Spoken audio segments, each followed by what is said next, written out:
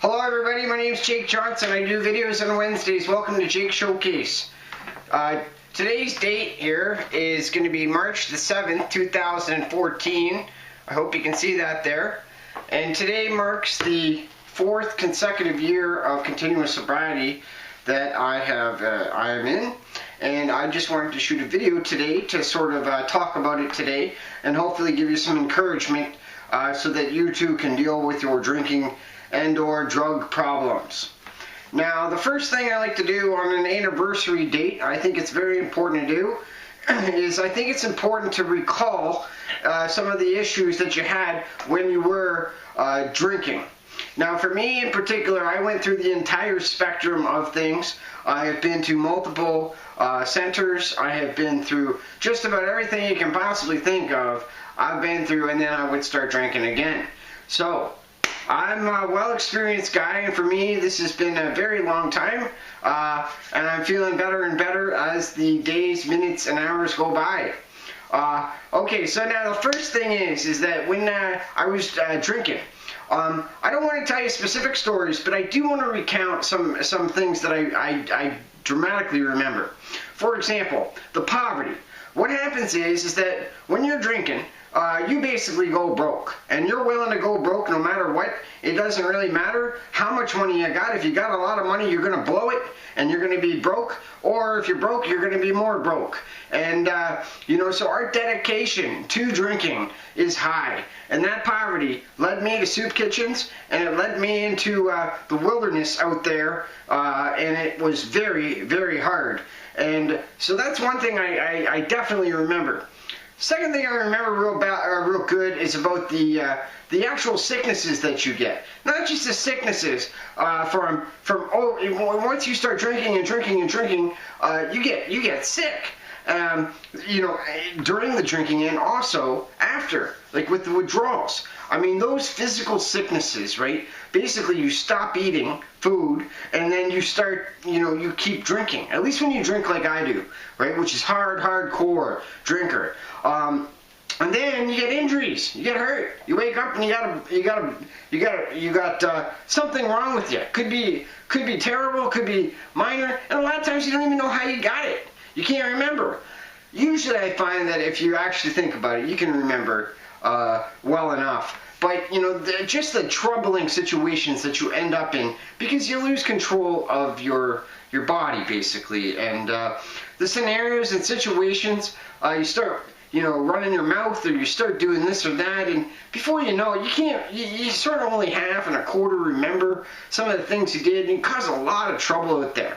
And, you're just always in this sort of daze, even in between drinking. How do I get the drink? How do I get enough money to get it in the couches, right? Cashing in the bottles, you name it, right? Or it's a very, very difficult thing. And at this hospitals too, you end up at the hospitals. Oh yeah, you end up at the hospitals, because you hurt yourself or because you're in a withdrawal, and it's very hard. And you basically lose your relationships, almost all of them. Guarantee, or at least it happened to me. You lose all your relationships one by one until you're with the really, really, the very few people who will talk to you, and basically you end up losing those too. So drinking is just it's really, really, really hard for people like myself. And I think what's important is I'd like to just sort of describe to you the dichotomy that people who love drinking and drugs, like myself, experience in the love and the sort of bad of drinking. So one of the sort of scenarios I like to sort of describe is like a Christmas tree. Like a Christmas tree of joy and emotion.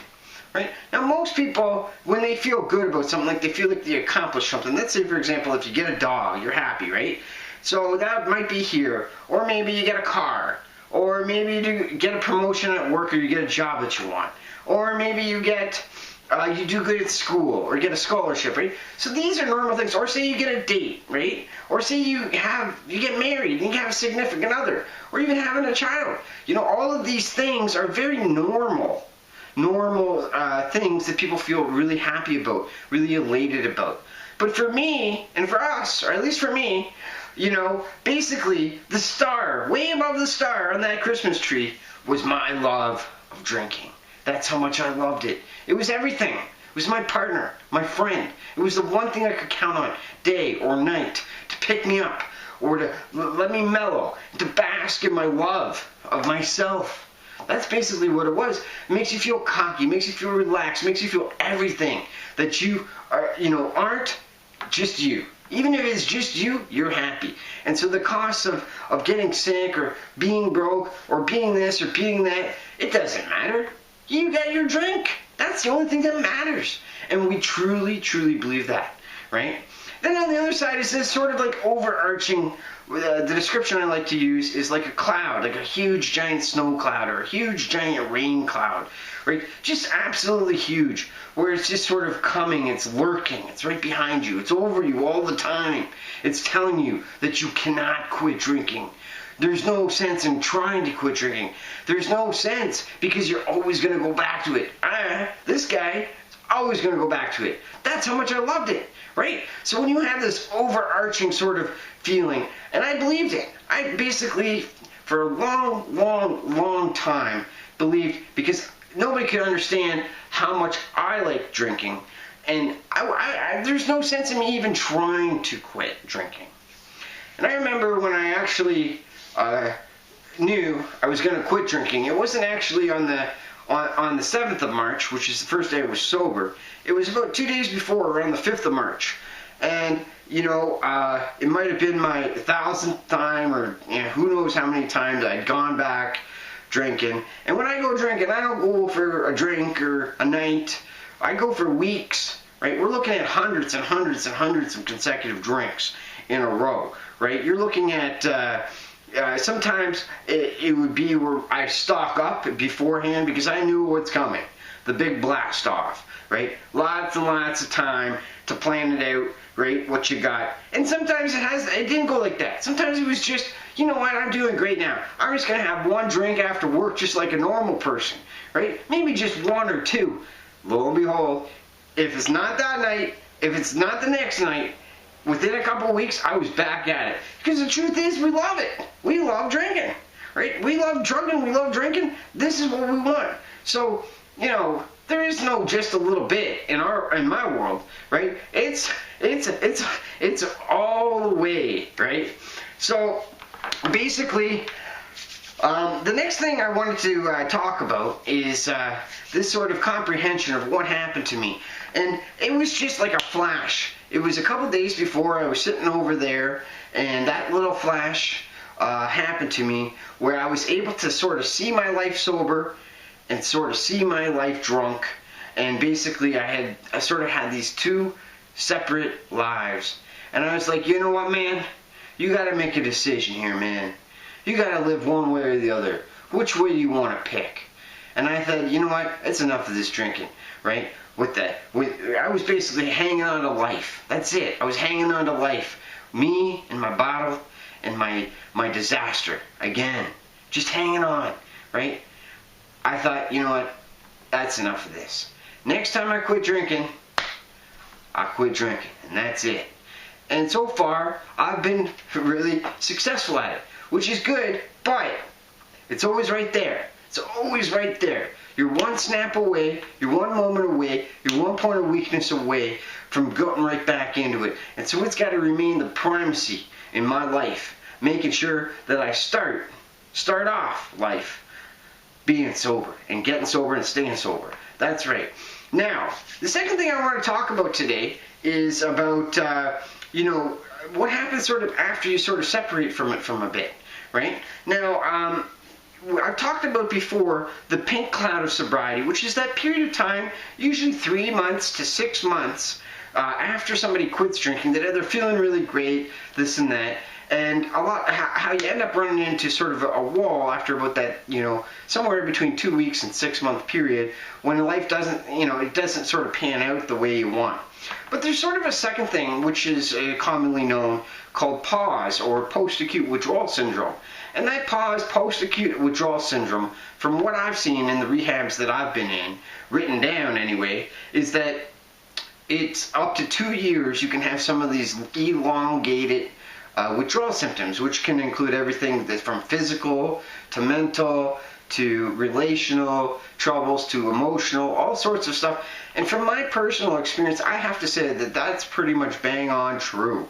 That's about how long it took for me to sort of normalize, things and kind of calm down from, drinking, being always right there in my forefront. But basically, after that two-year period, it sort of became like not an issue for me, and things started to really get better. I started working out. I started really trying to take care of how I looked better, and I started trying to, get other things in my life better. And then all of a sudden, I sort of run into like a huge issue, real world issue. You have to remember that not everybody has drinking or drug problems out there. And there are significant real world issues and real world challenges that people face, and I did too. It was something I had no experience with, and it was something that was very, very troubling and trying and disconcerting, and it really was a big thing. It's taken me a little bit of time to work through and figure out how to move beyond. Now, it doesn't matter what it was, because these issues are, it could be anything, right? But for me, the reason it was significant is because it really placed focus on my sobriety. Because as a person who quit drinking, right, anytime you feel pressure or stress or lots of different of these emotions, of course, the go-to is got to be the drinking or the drug. And for me, it really put the focus right on me. Me in particular, one of my strategies, one thing I do is I keep alcohol here, right? I keep just enough to really get rolling, and it's for guests, but it's mostly because of me. I like to be reminded. I like to remind myself all the time that this is your choice, right? This is what you're doing. The alcohol does not have the power. You have the power, right, to not drink. Because really, I mean, seriously, there's, bars are everywhere, alcohol stores are everywhere. People even make their own alcohol. So you have got to get over the thing about where the alcohol is, and I don't want to drink alcohol. You have to get to that point. I don't want it. You got to have that sort of dedication. Now, also, I think that, one of the things is going to be talking about rehabs, counselors, meetings, books, programs. There's so many different things out there that people say, well, this is what should be done, right? I don't know. I'm not a big fan of that, and that's, I know not too many people subscribe to, having a person with a drinking problem having access to it, and I think that because a lot of times they miss the point. They're trying to sort of promote something that it didn't fit right with me, and that's why every time I would do those things, it wouldn't work. I'd be out drinking again. Oh, every single time I'd do it, and I'd be out drinking again. And that was just the truth of it for me, right? And the final thing I want to talk about is sort of about vision. Right? What I mean by vision is sort of like, it doesn't matter if you're in Tokyo, Beijing, London, England, if you're in Brussels, if you're in Moscow, if you're in Istanbul, if you're in Mumbai, New York, Los Angeles, Toronto, or Vancouver, right? Or if you're you're at any of these cities and you're looking outside of your place right now, and you're looking at that bar, and you're looking at it, and you gotta go, and you love going, and you want to go because this is the night everybody goes, right? And you're thinking, I gotta go. I'm telling you, you don't have to go. You don't have to open that bottle. You don't have to go down to the liquor store or the beer store. You don't have to go into your fridge and crack it open. You don't have to go under your bed where you got one hidden. I used to hide them in the socks. I hid them everywhere, right? We know how to get the job done when it comes to consuming alcohol and hiding it and all these things. Right? We know what to do. I'm telling you, we don't have to do it. I don't do it. I continue to stay sober, and I keep trying and trying and trying. Every single day, less than that, every single nanosecond of every single day, trying to remember that this is the start of something good.